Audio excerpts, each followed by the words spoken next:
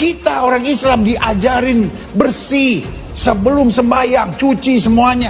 Saya bilang lu 2,5. Gue 10%, bukan berarti gue jorok. Disucikan oleh darah Yesus. Pasti bayar perpuluhan dia. Puas banget dia seminggu sekali. Gak usah cuci-cuci, ya kan? Gak usah bergerak-bergerak. Loh, kita kan bayar 10%. Makanya kita kebaktian tenang aja, ya kan? Paling berdiri nyanyi tempat, santai, ya kan? Tapi kok 2,5, setengah mati.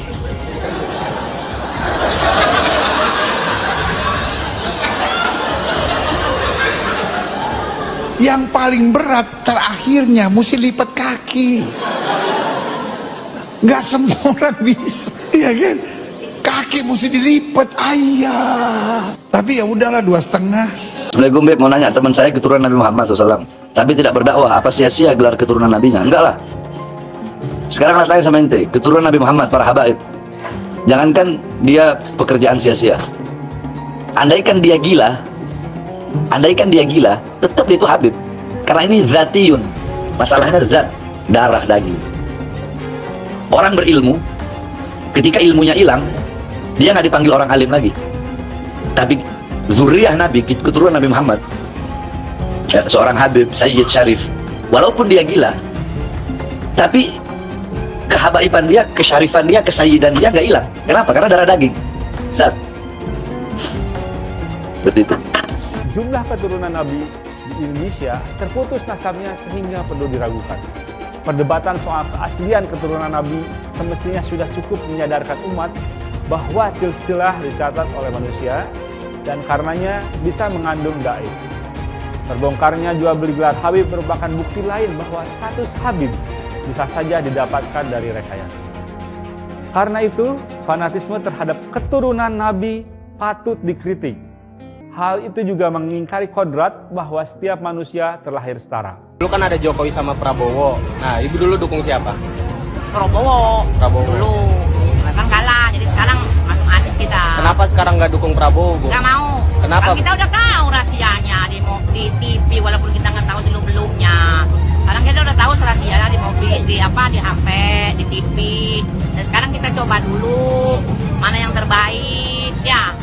Kalau udah mudah-mudahan ini terbaik kepake sama kita, gitu loh. Kita pilih itunya dulu aja. Apa harapannya sama Pak Anies, Bu? Ya mudah-mudahan dia jadi semuanya ya ke itu semua, ke mana, ke pilih semua sama dia, ke atur semua gitu loh. Selama dia gubernur kemarin gimana, Bu? Baik-baik aja? Alhamdulillah gua baik. Gua mendukung dari gubernur ya. Baju juga ada kayak menang, amin sama Anies. Di situ tolong, bodoh, goblok, tolong.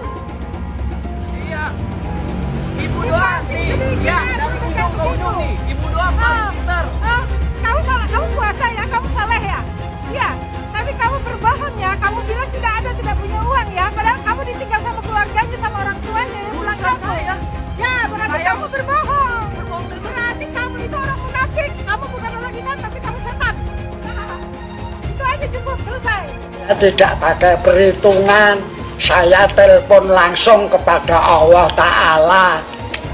Ya Allah, kemarin tanggal 4, malam 4, ya Allah ini sudah 29, satu Syawalnya kapan? Allah Ta'ala ngendika tanggal 5 semua kue kaya ngono. Lah makanya disalahke wong ora apa-apa, urusan ingsun Gusti Allah. Semua sudah bagus, tapi itu bukan solusinya. Solusinya adalah people power. People power. Tidak ada revolusi yang tidak ada orang meninggal. Harus nyawa, harus, dan saya siap memimpin, menjadi syuhada. Siap. Allahu Akbar. Masya Allah. Fi amanillah. Masya Allah. Teman di sini sudah dikata-katain oleh teman-temannya untuk harus menerima kekalahan. Ini bukan soal kalah menang, teman-teman. Jangan ragukan kita untuk sportivitas, tapi jangan juga remehkan kita untuk melawan kecurangan. Teman-teman, sesungguhnya ini bukan soal Pak Anies Baswedan dan Pak Muhaimin Iskandar, ini soal generasi kita, teman-teman.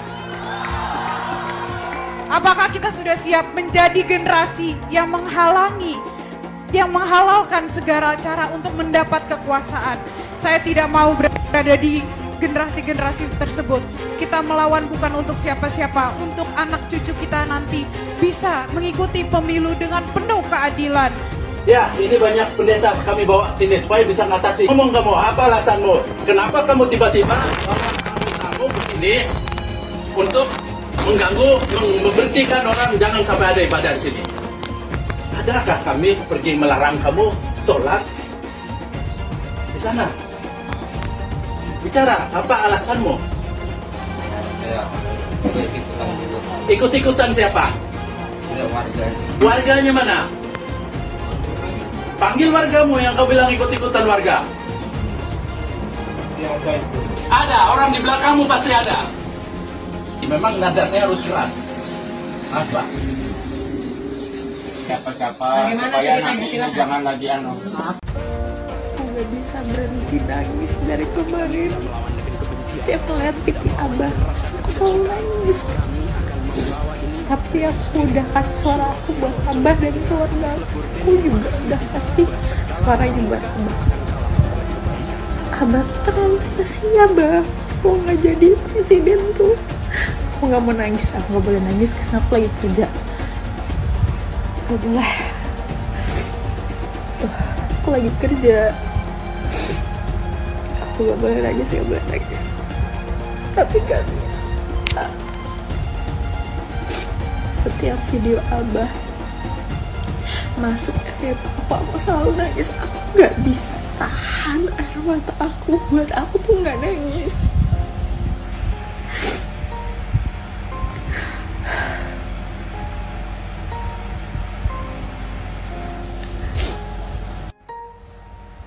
Aku yang ngerasa atau kalian juga ngerasa tahun ini tuh kayak rasa beda banget.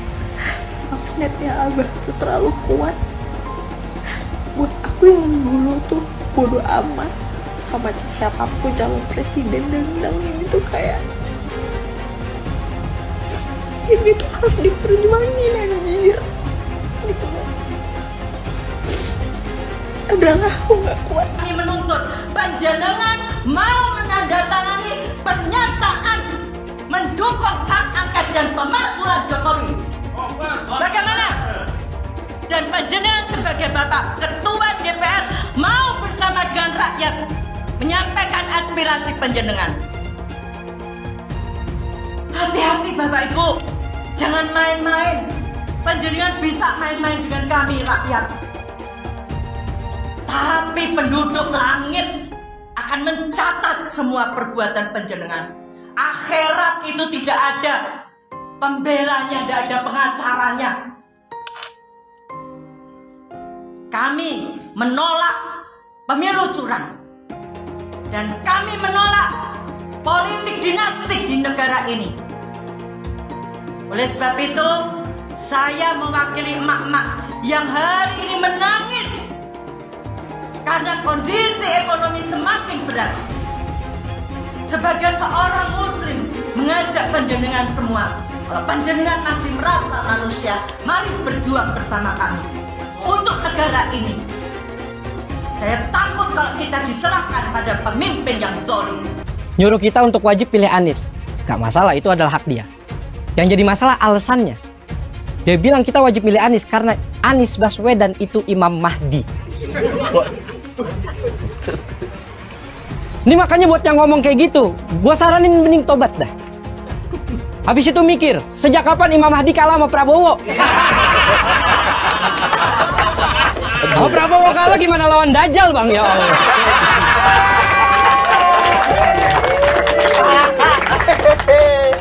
Kami emak-emakmu datang ke sini pasang badan, ingin perubahan untuk Indonesia ini. Kami pasang badan untuk meminta pertanggungjawaban kepada Bapak Presiden Republik Indonesia. Pak Jokowi, tolong sampaikan saya bicara dan akan rumput dari rakyat bawah. Anda telah mengacak-acak demokrasi Indonesia ketika Anda menggolkan lewat MK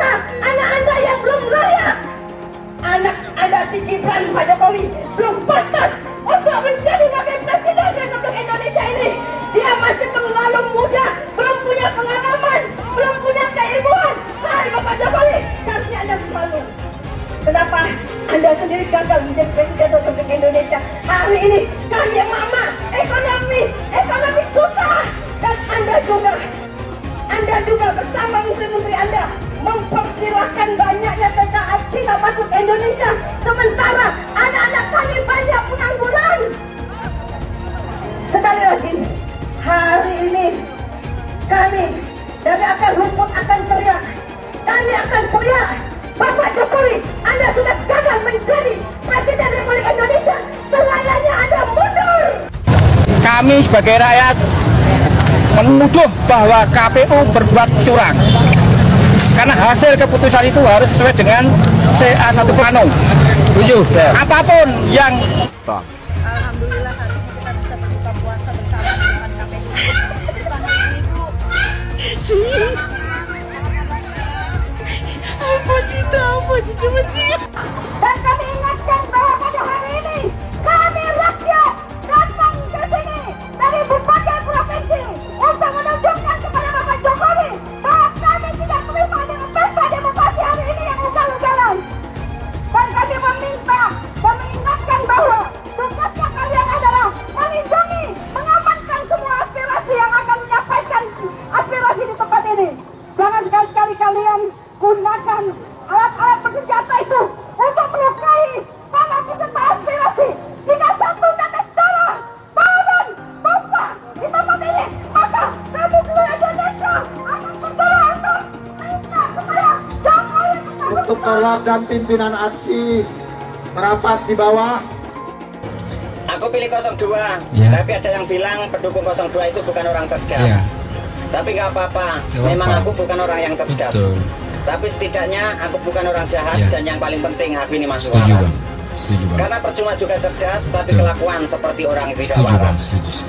Dan yang jelas, mau pilih calon presiden mana saja itu bebas. Karena berbeda pilihan itu boleh, tidak dilarang, dan tetap sah.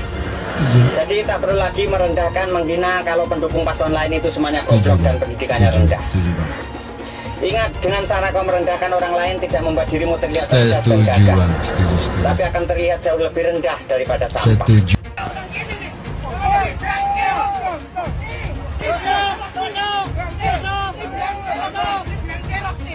Ini harus diutamakan dari negeri ini.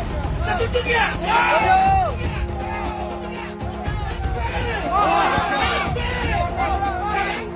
Harus lancar. Jangan sampai hidup lagi di sini. Selagi masih ada ini, negeri tidak akan aman. Tidak akan aman. Semakin miskin, semakin tarut tarut ini.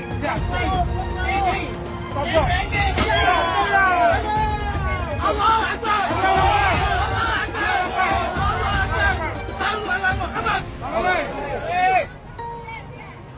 Banyak, goblok, acak-acak bangsa, rakyat susah, beras mahal, baik pada musik. rakyat menjerit, beras mahal.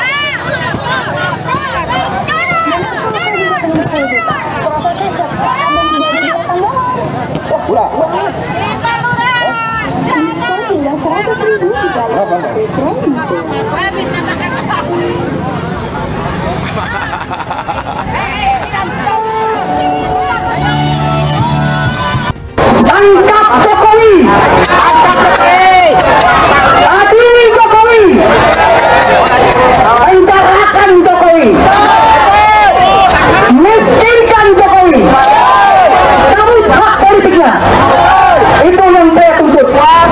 Dan kepada paslon 2 Prabowo Subianto yang sudah bergabung dan mengikuti jejak kecurangan Jokowi.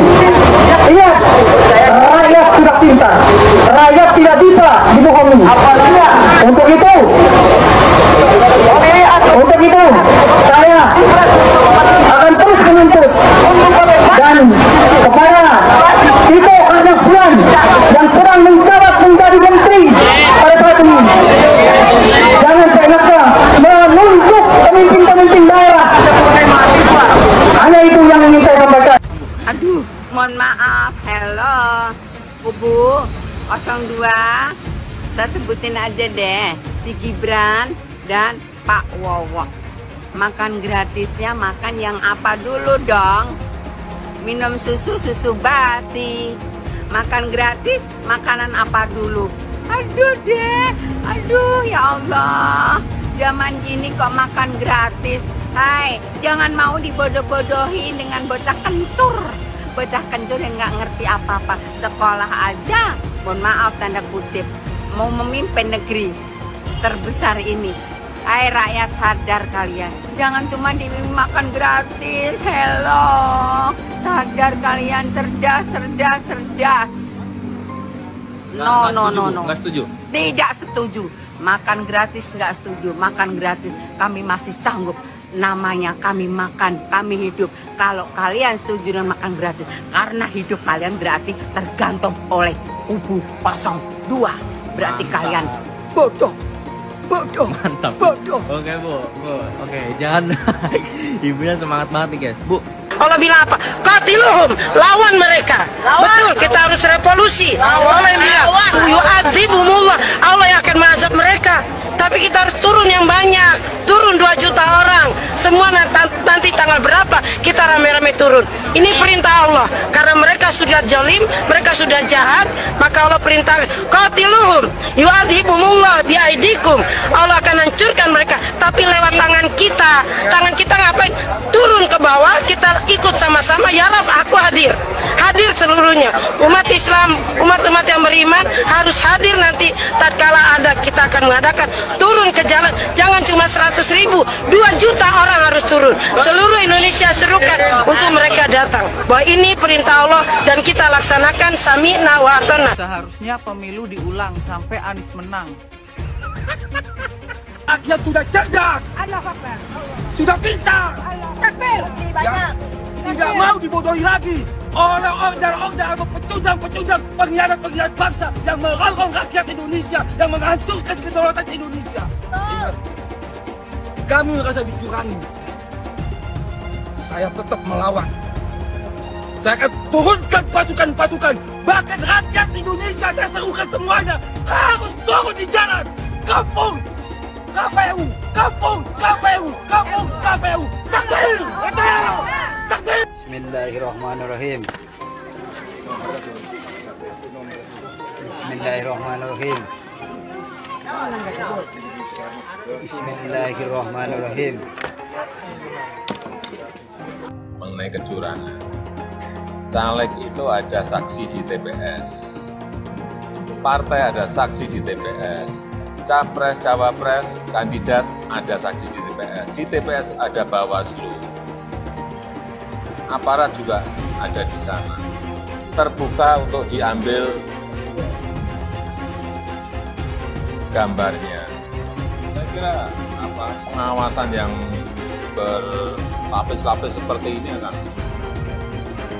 menghilangkan adanya kecurangan. Tapi kalau memang ada betul, ada mekanisme untuk ke Bawaslu, mekanisme nanti persidangan di MK sudah diatur semuanya. Jadi janganlah teriak-teriak curang. Ada bukti langsung bawa ke Bawaslu, ada bukti bawa ke MK.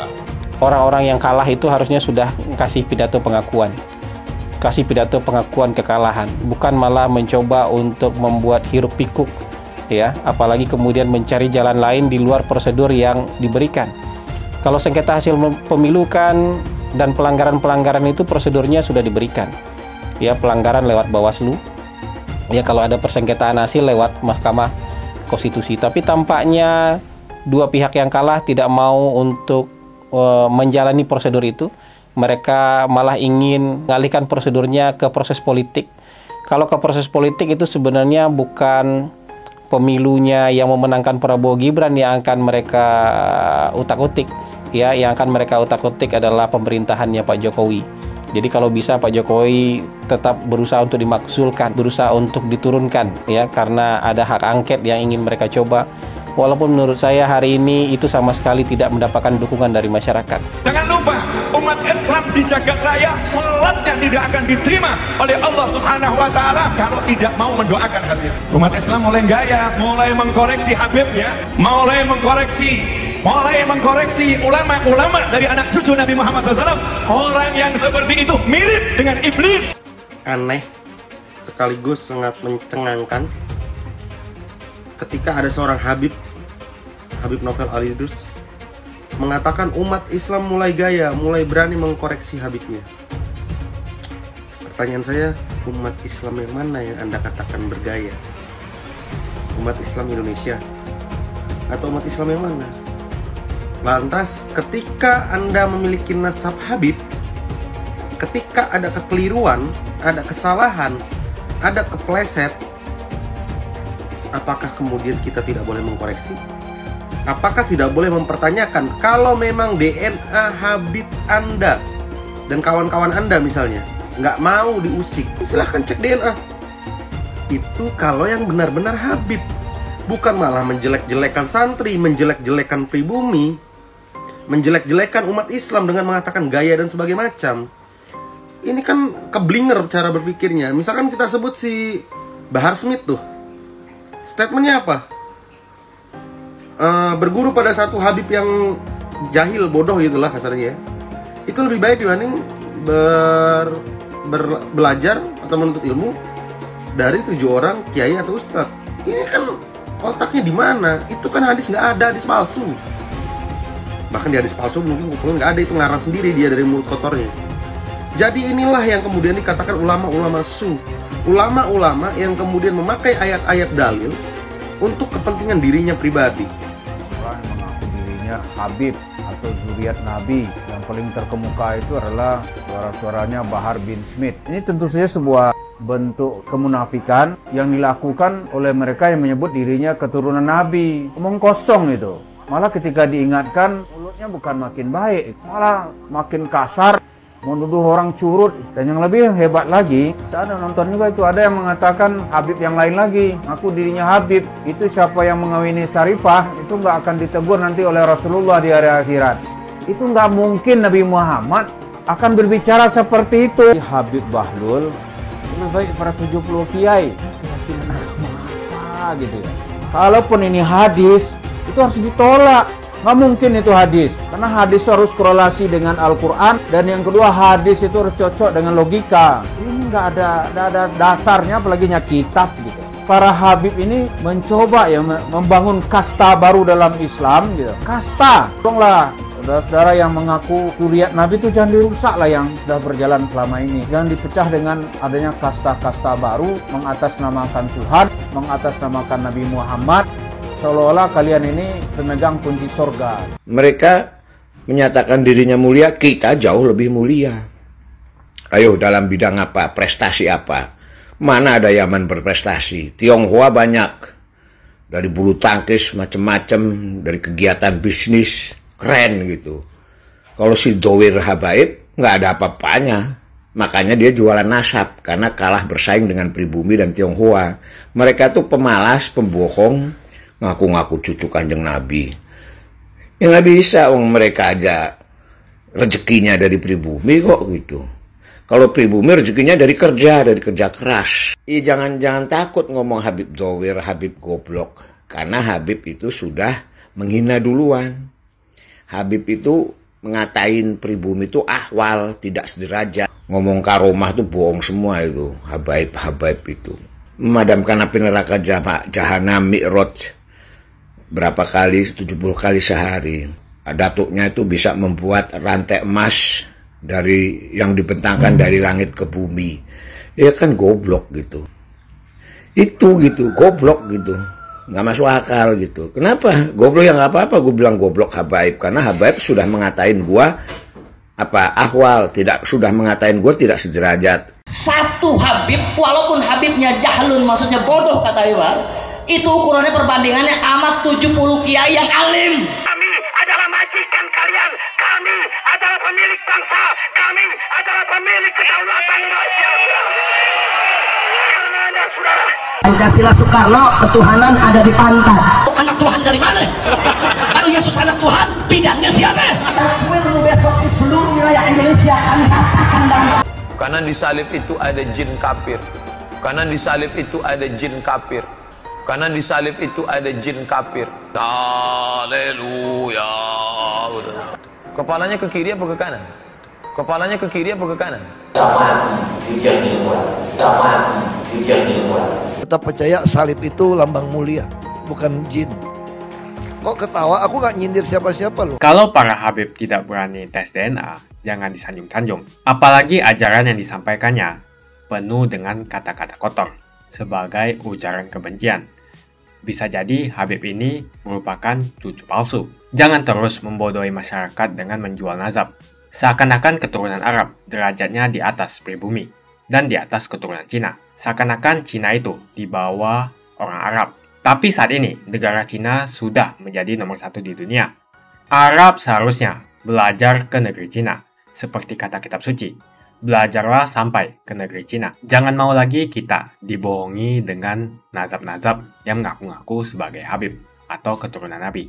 Harus ada cek DNA yang membuktikan betul bahwasanya mereka memang keturunan Nabi, supaya rakyat tidak dibodohi lagi. Ada kabar baik terkait Pilkada 2024, pemilihan kepala daerah di tahun 2024 ini. Keputusan Mahkamah Konstitusi buat mengunci jadwal Pilkada di tanggal 27 November berbeda dengan keinginan Istana buat memajukannya ke bulan September sebelum Presiden Jokowi lengser. Ini membawa angin segar bahwa Pilkada 2024 bakal minim cawe-cawe presiden dan keluarganya. Dapat diprediksi, banyak nama politisi besar dan populer bakal ikut bertarung di ajang ini. Ada Ridwan Kamil, mantan Gubernur Jawa Barat, ada Khofifah Indar Parawansa, Gubernur Jawa Timur, ada pula Tri Risma Harini, Menteri Sosial dan mantan Wali Kota Surabaya. Dan mungkin saja bakal muncul nama-nama populer lainnya, seperti Sandiaga Uno, Ahmad Sahroni, Muhaimin Iskandar, dan juga Basuki Cahayapurnama, alias Ahok. Pilkada 2024 bakal benar-benar kolosal dan masif. Bayangkan saja, secara serentak kita bakal melakukan pemilihan terhadap 37 gubernur dan 508 bupati atau wali kota. Semua kepala daerah di seluruh Indonesia bakal dipilih pada hari yang sama, yakni 27 November 2024. Akibat dikuncinya jadwal pilkada oleh MK menjadi setelah Pak Jokowi lengser, ini mengakibatkan jadwal tahapan pilkada pun tidak menguntungkan pihak istana dan para pendukungnya. Bisa jadi pilkada 2024 ini bakal benar-benar terbebas dari campur tangan Pak Jokowi, sehingga dia bisa benar-benar bebas dari intervensi kekuasaan, tidak seperti Pilpres yang baru lalu. Harapannya, kelak semua calon gubernur, bupati, dan wali kota bakal mendapatkan kesempatan yang fair, kesempatan yang adil, buat memenangkan pertarungan di pilkada ini. Harapan kita dengan jadwal yang tidak berpihak kepada Pak Jokowi ini, skandal guyuran bansos dan pengerahan aparat seperti di Pilpres dan Pileg yang baru lalu gak bakal terjadi lagi. Jadi praktis, pendaftaran para calon gubernur, bupati, dan wali kota itu hanya 2 bulan sebelum Pak Jokowi lengser. Dan pemilihan dilakukan setelah Pak Jokowi lengser. Harapan kita tentunya, harapan kita yang ingin demokrasi di negeri ini benar-benar berkualitas secara substantif, harapan kita juga pengawasan masyarakat sipil bakal lebih kencang di ajang pilkada nanti. Sehingga praktek politik uang masif seperti di Pilpres dan Pileg yang baru lalu pun gak terulang lagi. Semakin Pak Jokowi mendekati lengser, partai dan para tokoh politik bakal semakin leluasa buat bermanuver. Sebab mereka tahu Pak Jokowi bakal semakin kehabisan waktu dan kekuasaan Pak Jokowi pun bakal semakin gak efektif. Dengan dimundurkannya jadwal pilkada, kekuasaan Pak Jokowi buat ikut cawe-cawe menentukan para calon dan ikut memenangkan mereka jadi sangat-sangat berkurang. Sebab, sebagaimana sudah banyak disinggung, kekuasaan Pak Jokowi ini bakal terus menyusut hingga hari pelantikan presiden baru. Jadi, singkat cerita nih, tampaknya berkat keputusan Mahkamah Konstitusi buat mengunci jadwal pencoblosan pilkada di tanggal 27 November, rencana kubu Pak Jokowi buat membabat habis ajang pilkada, buat memenangkan sebanyak mungkin kroni-kroninya, rencana ini sepertinya bakalan berantakan. Semakin pilkada diundur, semakin sulit buat Pak Jokowi untuk bisa ikut cawe-cawe. Dan makanya partai-partai politik pun bakal lebih besar pengaruhnya di perhelatan pilkada nanti. Mereka nggak bakalan tunduk lagi pada kemauan istana. Tokoh-tokoh politik bakal semakin terbebas dari ancaman-ancaman kasus hukum dan juga pemenjaraan. Tampaknya partai-partai politik bakalan memilih bersikap cair, menyesuaikan koalisinya di setiap daerah pemilihan, dan tidak terpaku pada koalisi nasional yang mengikat. Jadi, bisa jadi PDI Perjuangan bakal koalisi dengan Gerindra di satu daerah dan berkoalisi dengan Partai Nasdem dan PKB di daerah lainnya. Kemungkinan besar, Partai Gerindranya Pak Prabowo pun akan memilih bersikap cair. Dia bisa berkoalisi dengan Partai Golkar di satu daerah dan dengan PKS di daerah lainnya. Nah, sekarang para hakim konstitusi pun jadi lebih waspada buat menjaga independensi. Mereka tahu dan pernah merasakan dampak katastrofik dari intervensi yang dilakukan oleh Presiden terhadap lembaga hukum yang terhormat ini. Makanya, bisa jadi mengunci hari pencoblosan pilkada menjadi tanggal 27 November 2024 sekitar sebulan setelah Pak Jokowi lengser. Ini adalah cara MK buat mencegah Presiden melakukan pengerusakan demokrasi yang lebih parah lagi. Bisa jadi, ini bisa jadinya. Bisa jadi runtuhnya pengaruh Pak Jokowi di ajang pilkada nanti adalah dampak yang harus dibayar oleh Pak Jokowi dari aksinya mengobok-ngobok Mahkamah Konstitusi buat meloloskan Gibran di bulan Oktober tahun lalu. Akibat cawe-cawe Pak Jokowi dan Paman Usman, Mahkamah Konstitusi langsung kehilangan wibawa dan kehormatannya dan langsung berubah menjadi Mahkamah Keluarga. Apakah kalian mendukung tes DNA buat orang-orang yang mengaku sebagai Habib? Apalagi orang-orang seperti Bahar Smith dan Rizik Syihab. Mereka ngaku-ngaku sebagai Habib, tapi ketika mau dilakukan tes DNA, banyak sekali alasan yang mereka buat. Mereka takut melakukan tes DNA. Apakah mereka betul keturunan Nabi? Tidak ada yang tahu, karena tidak ada yang melakukan tes DNA. Mengapa banyak betul yang cinta buta dengan Habib? Padahal mereka bisa saja Habib palsu, karena tidak ada tes DNA yang membuktikan bahwa mereka adalah Habib asli. Sebetulnya saya malas sekali membahas tentang nazab, apalagi nazab dari Yaman, karena keturunan Nabi hanya bisa dibuktikan dengan tes DNA. Belum tentu juga dia betulan keturunan Nabi, karena tidak ada tes DNA. Bisa saja dia ngaku-ngaku. Mengapa setiap orang yang ke Arab-Araban yang belum paham betul asal-usulnya, belum jelas nasabnya, apakah betul keturunan Nabi atau bukan, lalu kita junjung habis-habisan, sampai kita cium tangannya berkali-kali? Pengajaran ini harus kita perhatikan baik-baik. Masa kita harus patuh dan hormat kepada Habib yang belum jelas nazab dan keturunannya? Disuruh cek DNA saja dia malah ketakutan. Kebiasaan memuliakan Habib itu seakan-akan hukumnya wajib. Sampai segitunya kalau ketemu orang yang bergelar Habib, dielulukan dan dipuja-puja. Ya kalau itu memang Habib betulan. Kalau dia Habib abal-abal gimana? Zaman serba modern seperti ini, siapa saja bisa mengaku keturunan Nabi. Bisa melakukan tes DNA sebelum koar-koar di atas mimbar dakwah sebagai cucu Nabi. Setelah tes DNA, hasilnya harus diumumkan kepada publik. Apakah yang bersangkutan keturunan Nabi atau bukan? Jangan terus membodohi masyarakat dengan menjual nazab untuk memperbaiki nasibnya sendiri. Jual nazab untuk mengumpulkan pundi-pundi rupiah dan kaya raya dengan membohongi masyarakat. Lihat si Bahar, dari miskin menjadi kaya dengan mengumpulkan pundi-pundi rupiah dengan membodohi masyarakat dengan menjual nazabnya. Ya bolehlah seorang Habib kita hormati, asalkan semua mengaku sebagai Habib mau tes DNA. Berani tidak kalian tes DNA?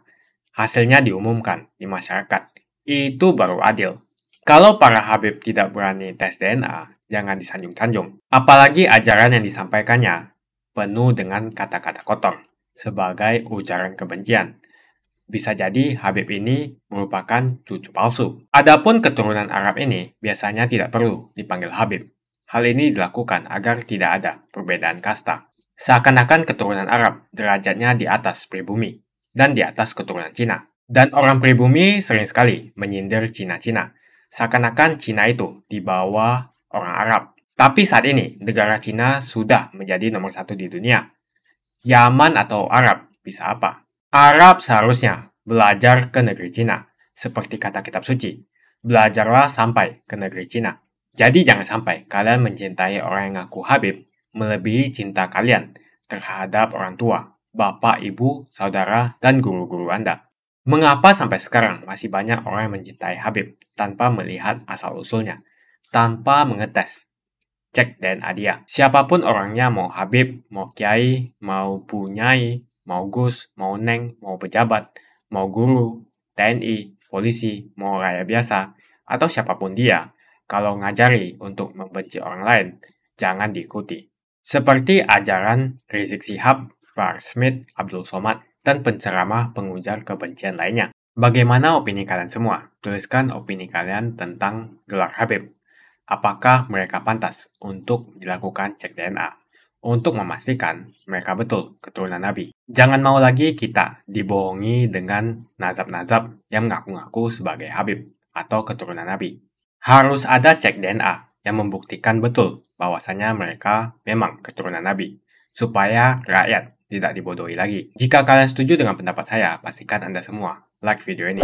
Dan pastikan Anda membagikan video ini ke teman dan family Anda supaya mereka semua mengetahui tentang informasi ini. Tekan tombol subscribe dan bunyikan lonceng notifikasi supaya kamu tidak ketinggalan info dari channel Suara Minoritas.